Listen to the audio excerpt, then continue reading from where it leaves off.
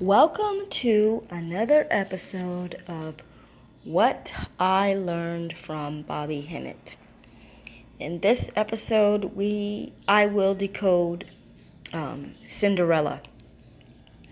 And what I'm telling you, or what I am going to tell you, this information is my own revelation. And I'm not sure if I said that in my notes. I didn't say that in my notes. Anyway, it's my own revelation. I have been in the homes of Arab people, okay? And I've seen their maids. And I really think that triggered my revelation. I can't really remember the moment. I think it has something to do with it. I can't remember the moment that I decoded this. Out of nowhere, I was not watching Cinderella. It just, the truth just came to me one day. Out of nowhere, the truth just came to me. So, I'm going to share it now. And again, this is not anything anyone has told me. This is not any story that, this is the fairy tale that we all know, that is worldwide, propagated by Disney. Disney has the claim on this, but this is just an old fairy tale. And that means these fairy tales have some type of metaphysical truth. And for whatever reason, this one came to light, All right, so let me begin. I don't need to tell you the story of Cinderella, of course. So number one, wait a minute, I'm on the wrong page here. Okay. Number one is that Cinderella, the story Cinderella, is a prophecy about your slavery. Yes. I know your jaw is dropping. It is a prophecy about your slavery. Cinder refers to ash. Ash refers to soot. And soot refers to black. But even I didn't need to describe it that way. Cinder refers to ash, and ash is black. Period. L means God. That is the thing that triggered me. That the word L was in Cinderella. So L means God. Cinderella means black God. I have L in my name as well. Okay, Cinderella works night and day as a maid in the house of wicked people. She is like a slave. Well, people, who else has worked in the house of evil people? Who else has been like a slave or a slave? Do the math. It's talking about you, black people. Okay, now I have numbered the points. Point one, Cinderella loses her slipper. The slipper relates to the term, the sole of your foot. Okay, when they're talking about the bottom of your foot, the term is the sole. That's the sole of your foot. Now, what is the metaphor? What is the description of that? It's because the foot, or why is that referred to as the sole? It's because the foot is the root of all of your nerve endings. That's why it's called the sole. It's the root. Like the root of a tree, it's the root of, and your roots are your ancestors, and your ancestors are in your blood, and your melanin is in your blood. All right, just make the connection, okay? So anyway, the slipper is crystal. The original versions of Cinderella will say it's a crystal slipper.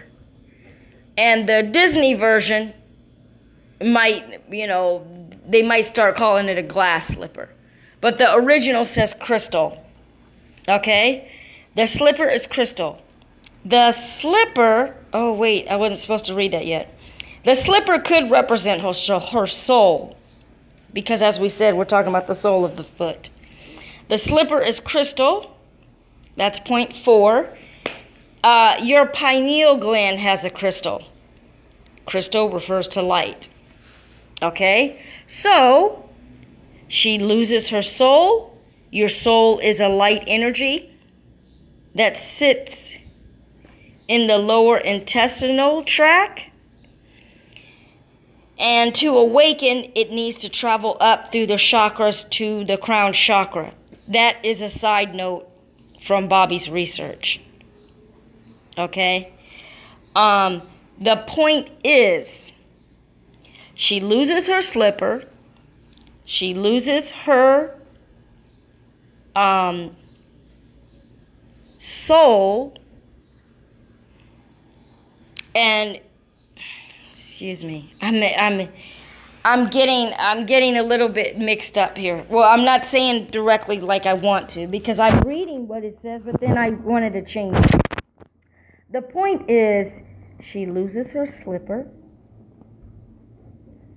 and the slipper is crystal. And the crystal is a source of light, and light is knowledge. So she loses the light of knowing who she really is. That is the metaphor for the crystal slipper. Okay? All right. Point 6. Let's go, point 6. We're going to talk about the crown. Okay? The crown. And why am I talking about the crown? Okay, Cinderella later, she wears a crown, right? Because she's a princess. That's why I'm talking about the crown. So, the crown that, and right now I'm going to tell you the truth. Okay, I'm going to tell you the truth. The crown that the fake heirs wear, i.e., the proclaimed divine sovereign,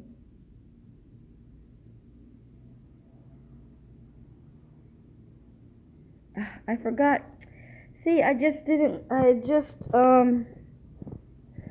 make that the correct sentence. The crown that the fake heirs, look. The crown that the fake heirs wear. Listen. The crown that you see the Queen of England wears, the crown that you see the Queen of England wear is fake. She's wearing a fake crown. This fake crown is worn by fake royalty all over the world. And the number one faker that we all know is the Queen of England. And then there's a host of other prince and princesses tramping around with crowns on. Little countries we don't even know about. And there's one I have to research, I don't know how, but I will, that the white counterpart, the white man, married a black lady. So, and then that's also why, okay, because they need the black energy. They need a black energy now to co-sign on their rulership. And they need to use their energy to keep doing their rituals. So that's why Prince Harry has married a mixed, a black mixed female. Because her bloodline supposedly is from a black woman. And so he's just going to, he just needs to use any kind of melanated person, use their energy, use their identity basically to co-sign on the evil that they're going to perpetrate even more all over Africa, even more. Because now he has a half black wife, and all these idiot Africans are going to think that Prince Harry loves them, when in the back of the hospital he's injecting them with vaccines that are going to kill them. I'm sorry to even laugh, but it's that's how obvious and direct that it is. But it's unfortunate, you know. They commit genocide. I mean, they have non-stopped committed genocide in Africa, but still the African people just love them to death. I don't get it. Anyway, let's get back to the point here. As I said, this fake crown is worn by fake royalty all over the earth. And the number one faker is the Queen of England. They wear outwardly what you have inwardly. And that crown represents your crown chakra. Okay, it represents your crown chakra. And the crown chakra is also the area where your pineal gland is. Okay, so it's all synonymous. Okay, they can only pretend to be divine, sovereign heirs of the lands. And I do say lands, I mean plural. But you are the real indigenous, divine, sovereign heirs of the lands. You came from the land. You, black people, have always been here. Before they can't even, when I said before that they can't trace your ancestry, what I mean is that the Egyptians left the records for you, okay? And the Moors left the records as best they could. Well, they left the magic, the knowledge of magic. But what I'm saying is that they can't go back to the beginning of time, but in the records, they know that you've been here since the beginning of time, even before creation, before this plane of earth was even created. Okay? You are the particle of dust. And please remember this word dust. You have the particles of dust of creation. Okay, so getting back to this. You black people used to have a one world order. You can call it Atlantis. I think that might be the most recent historical reference that the white man can give a name to. Okay? That's maybe the last. That's when things were starting to go south, fall apart. But you did have a one world order. And it was that of harmony and tranquility. Gold was not coveted. Everyone had it, and everyone used it. Anything that is considered the fine things of life, looking nice, having all resources, just living a relaxed life, that is how black people are supposed to be. You're just supposed to chill, enjoy life. That's all you're supposed to do. So I won't explain this part anymore about I already did, okay? I mentioned Atlantis, and Bobby's research verifies that, okay? I won't explain, the one world order once upon a time that you ruled the world.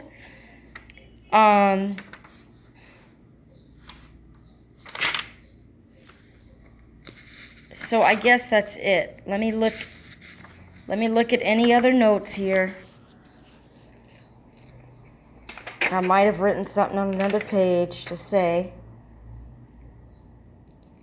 No, I think that's it. I thought I did write something. But anyway, that's it. That ends another decoding of what I learned from Bobby Hemmit. Yeah, that ends another decoding of what I learned from Bobby Hemmit. And, I give all credit to Bobby Hemmit. All credit I give to Bobby Hemmit because he was the instigator, the last instigator of my reaching the spiritual apex, my reaching the top of the mountain after feeling lost, All my life I felt lost, actually, even as a kid. I'm just going to say this one little thing. When I was just a kid, like 5 years old, and I would see TV, and I would see, crime and murder and rape and robbery and all this stuff. I remember the moment of this thought. I thought to myself, how does this world function like this? How can these kinds of things be allowed and acceptable? I remember having that thought as a kid, and I was thinking, man, when I grow up, how could I live in this place? How could I survive? There's so much murder and hate and so many bad things. But you know what that was? That was my own spirit telling me that this world is not the one that I belong to, actually. And I wish I would have woken up earlier. I mean, it's a shame to live in such ignorance for so long. It's a shame.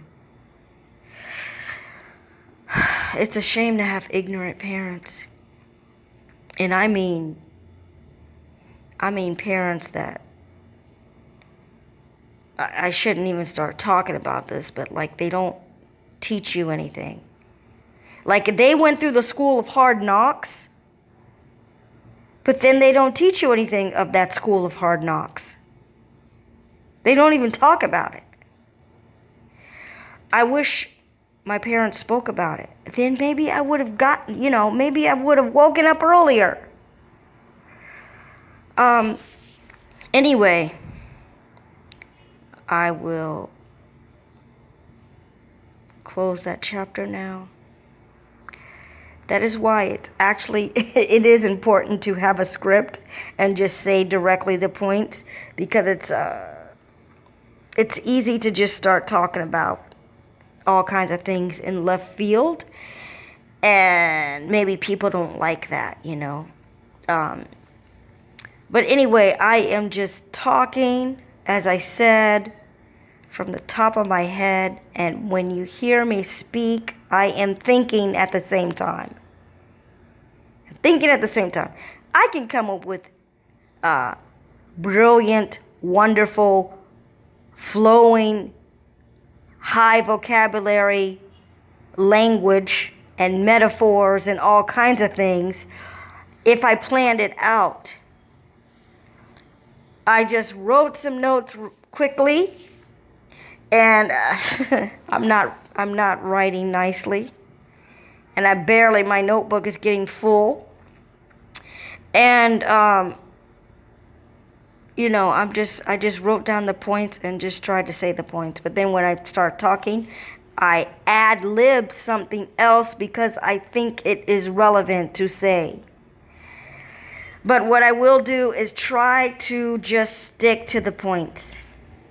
Make the points and get the information out. And if I have something else to say, I can say it in part 2. Make a part 2 of it. So, again, that ends the episode.